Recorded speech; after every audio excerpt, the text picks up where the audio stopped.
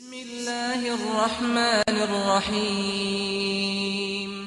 السلام علیکم ورحمۃ اللہ وبرکاتہ۔ میں آپ لوگوں کو خوش آمدید کہتا ہوں صراط مستقیم چینل پر۔ آج ہماری 18ویں کلاس ہے۔ صرف 5 منٹ کا مدرسہ قرآن و حدیث کی روشنی میں۔ نمبر 1، اسلامی تاریخ۔ حضرت ابراہیم علیہ السلام۔ حضرت ابراہیم علیہ السلام کی پیدائش حضرت عیسیٰ علیہ السلام سے 2000 سال قبل عراق میں ہوئی۔ وہ ایک عظیم پیغمبر اور ہادی و رہنما تھے۔ قرآن کریم میں 29 جگہ ان کا تذکرہ آیا ہے، اور مکی و مدنی دونوں طرح کی صورتوں میں انہیں دین حنیفی کا داعی اور حضرت اسماعیل علیہ السلام کے والد، عرب کے جدہ مجد بیت اللہ شریف کی تعمیر کرنے والے اور عرب قوم کا ہادی و پیغمبر بتایا گیا ہے۔ اللہ تعالیٰ نے انہیں خاص رحمت و برکت اور فضیلت سے نوازا تھا۔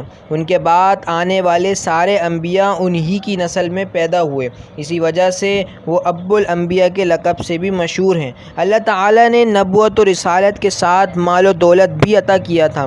سخاوت و دریا دلی اور مہمان نوازی میں بہت مشہور تھے۔ اس کے ساتھ ہی صبر و تحمل، اللہ تعالیٰ کی ذات پر مکمل اعتماد و بھروسہ اور لوگوں پر شفقت و مہربانی ان کی خاص صفت تھی۔ نمبر 2، حضور صلی اللہ علیہ وسلم کا معجزہ، ابو طالب کا صحت یاب ہونا۔ ایک مرتبہ چچا ابو طالب بیمار ہوئے تو آپ صلی اللہ علیہ وسلم ان کی عیادت کے لیے گئے۔ ابو طالب نے فرمایا، اے بھتیجے، اپنے رب سے دعا کرو کہ وہ مجھے عافیت بخشے۔ تو آپ صلی اللہ علیہ وسلم نے دعا فرمائی، یا اللہ میرے چچا کو شفا عطا فرما۔ بس فوراً ابو طالب کھڑے ہو گئے اور کہنے لگے، اے بھتیجے، آپ کا رب تو آپ کا ہر سوال پورا کرتا ہے۔ تو اس پر آپ صلی اللہ علیہ وسلم نے فرمایا، اے میرے چچا، اگر آپ بھی اللہ تعالیٰ کی اطاعت کریں تو وہ آپ کا بھی سوال پورا کرے گا۔ نمبر 3، ایک فرض کے بارے میں، جماعت کے ساتھ نماز ادا کرنا۔ رسول اللہ صلی اللہ علیہ وسلم نے فرمایا، جو شخص نماز کے لیے کامل وضو کرتا ہے، پھر فرض نماز کے لیے چل کر جاتا ہے اور لوگوں کے ساتھ نماز پڑھتا ہے، یا آپ صلی اللہ علیہ وسلم نے فرمایا جماعت کے ساتھ نماز پڑھتا ہے، یا فرمایا نماز مسجد میں ادا کرتا ہے، تو اللہ تعالیٰ اس کے گناہوں کو معاف فرما دیتے ہیں۔ نمبر 4، ایک سنت کے بارے میں، دودھ پینے کے بعد کی دعا۔ رسول اللہ صلی اللہ علیہ وسلم نے فرمایا، جسے اللہ تعالیٰ دودھ پلائے اسے یہ دعا پڑھنی چاہیے، اللہم بارک لنا فیہا وزدنا منہ۔ ترجمہ، اے اللہ اس میں ہمارے لیے برکت عطا فرما اور زیادہ عطا فرما۔ نمبر 5، ایک اہم عمل کی فضیلت، نقصان سے حفاظت۔ رسول اللہ صلی اللہ علیہ وسلم نے حضرت عبداللہ بن حبیب رضی اللہ تعالی عنہ سے فرمایا، تم روزانہ صبح و شام 3 مرتبہ سورہ اخلاص اور 3 یعنی قل اعوذ برب الفلق اور قل اعوذ برب الناس پڑھا کرو۔ یہ صورتیں ہر نقصان دینے والی چیز سے تمہاری حفاظت کا ذریعہ ہوں گی۔ نمبر 6، ایک گناہ کے بارے میں، فضول کاموں میں مال خرچ کرنا۔ قرآن میں اللہ تعالیٰ فرماتا ہے، بعض لوگ وہ ہیں جو غفلت میں ڈالنے والی چیزوں کو خریدتے ہیں تاکہ بے سوچے سمجھے اللہ کے راستے سے لوگوں کو گمراہ کریں اور سیدھے راستے کا مذاق اڑائیں۔ ایسے لوگوں کے لیے بڑی رسوائی کا عذاب ہے۔ نمبر 7، دنیا کے بارے میں، مال و اولاد اللہ کے قرب کا ذریعہ نہیں۔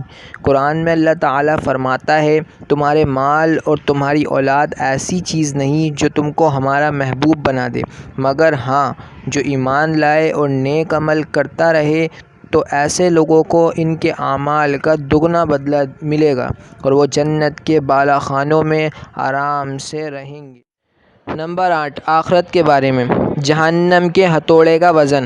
رسول اللہ صلی اللہ علیہ وسلم نے فرمایا، اگر جہنم کے لوہے کا ایک غر زمین پر رکھ دیا جائے تو اس کو اٹھانے کے لیے تمام انسان اور جنات مل جائیں تب بھی اسے زمین سے نہیں اٹھا سکیں گے۔ نمبر 9، طب نبوی سے علاج، بیمار کے لیے جو مفید ہے۔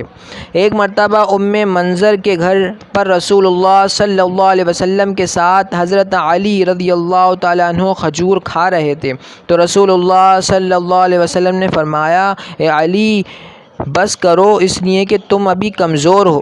منظر کا بیان ہے کہ میں نے ان کے لیے چقندر اور جوں کا کھانا تیار کیا تو رسول اللہ صلی اللہ علیہ وسلم نے حضرت علی رضی اللہ تعالیٰ عنہ سے فرمایا، اے علی، اس کو کھاؤ اس لیے کہ تمہارے لیے مفید ترین ہے۔ فائدہ: چقندر اور جوں بیمار آدمی کے لیے بہت مفید ہے۔ چقندر خون کو صاف کرتا ہے اور جوں کمزوری کو دور کرتا ہے۔ نمبر 10، نبی صلی اللہ علیہ وسلم کی نصیحت۔ رسول اللہ صلی اللہ علیہ وسلم نے فرمایا، اگر تم پر کسی ناک کان کٹے ہوئے کالے غلام کو بھی امیر بنا دیا جائے جو تمہیں اللہ تعالیٰ کی کتاب کے ذریعے اللہ تعالیٰ کے حکم کے مطابق چلائے تو تم اس کا حکم سنو اور مانو۔ اللہ تعالیٰ ہمارا پڑھنا سننا قبول فرمائے۔ جزاک اللہ۔